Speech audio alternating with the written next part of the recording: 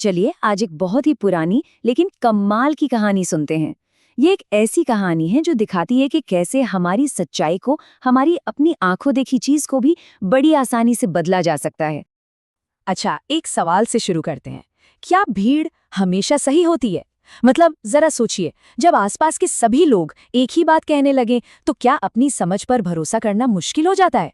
बस यही सवाल इस पूरी कहानी के दिल में है।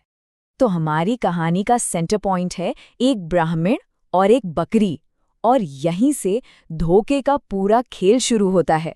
और इसकी वजह है हमारे मेन कैरेक्टर की एक बहुत ही दिलचस्प कमजोरी।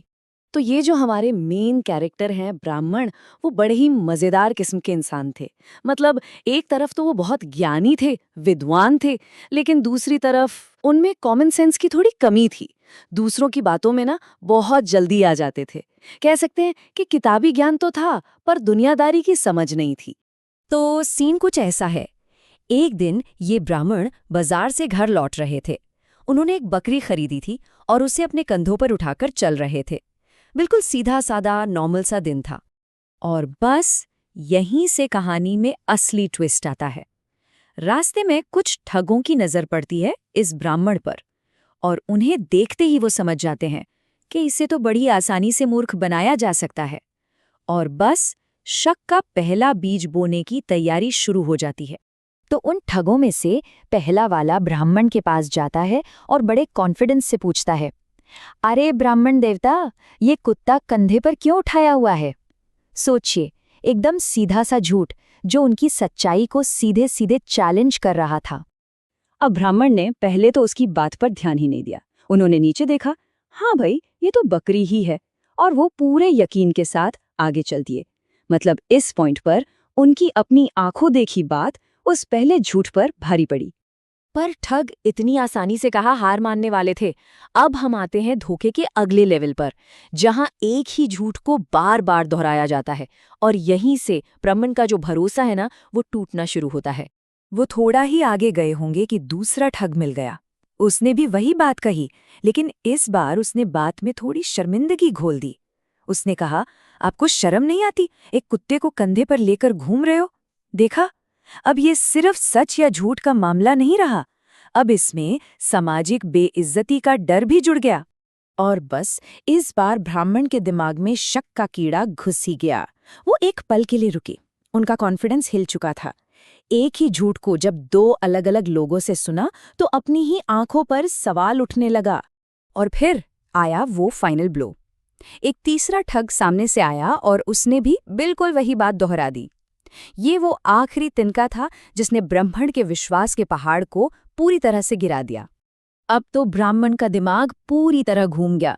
वो सोचने लगे, अरे जब इतने सारे लोग एक ही बात कह रहे हैं, तो जरूर मुझसे ही कोई गलती हो रही है, मैं ही गलत देख रहा हूं। उन्होंने अपनी आंखों से ज्यादा दूसरों की बातों को सच मान लिया। और नतीजा ये मानकर कि वो सच में कुत्ता ढो रहे हैं, ब्राह्मण ने उस बेचारी बकरी को जमीन पर फेंका और घबराकर वहां से भाग गए। और वो ठग, वो तो हंसते हंसते बकरी लेकर चलते बने। तो देखिए, ये सिर्फ एक कहानी नहीं है, ये हमारे दिमाग के काम करने के तरीके का एक परफेक्ट एग्जाम्पल है। चलिए जरा समझते हैं कि ये ट्रिक आखिर काम कैसे कर गई। इसके पीछे जो साइकोलॉजी है उसे कहते हैं सोशल प्रूफ। इसका सीधा सा मतलब है कि जब हम किसी सिचुएशन को लेकर कंफ्यूज होते हैं, तो हम ये मान लेते हैं कि जो ज्यादातर लोग कर रहे हैं या कह रहे हैं वही सही होगा। मतलब हम भीड़ के पीछे चलना सेफ समझते हैं। तो इन ठगों का जो मेथड था, उसे हम 4 सिंपल स्टेप्स में समझ सकते हैं। पहला, उन्होंने एक ऐसे इंसान को टारगेट किया जो आसानी से बातों में आ सकता था। दूसरा, उन्होंने उसके मन में एक छोटा सा शक डाला। तीसरा, उन्होंने उसी झूठ को बार बार दोहराया ताकि ऐसा लगे कि ये तो सबकी राय है। और चौथा, उन्होंने इतना कंफ्यूजन पैदा कर दिया कि उस बेचारे की अपनी सोचने समझने की शक्ति ही खत्म हो गई। तो इस पूरी कहानी का सार क्या है, सबक क्या है? बहुत सिंपल है। अपनी समझ और सूझबूझ का इस्तेमाल किए बिना दूसरों की बातों पर आंख बंद करके भरोसा कर लेना बेवकूफ़ी है। अब शायद ये लग रहा हो कि ये तो भाई पुरानी कहानी है, आज के ज़माने से इसका क्या लेना देना? अरे लेना देना है, और बहुत गहरा लेना देना है। चलिए देखते हैं कि आज के ठग कौन है और वो कैसे हमारी बकरी को कुत्ता बता रहे हैं। देखिए, आज की दुनिया में भी यही हो रहा है।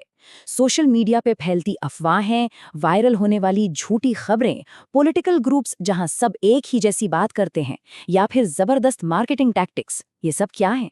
ये सब वही तरीके हैं हमें ये यकीन दिलाने के कि जो हम सोच रहे हैं या देख रहे हैं वो गलत है, और जो भीड़ कह रही है बस वही सच है।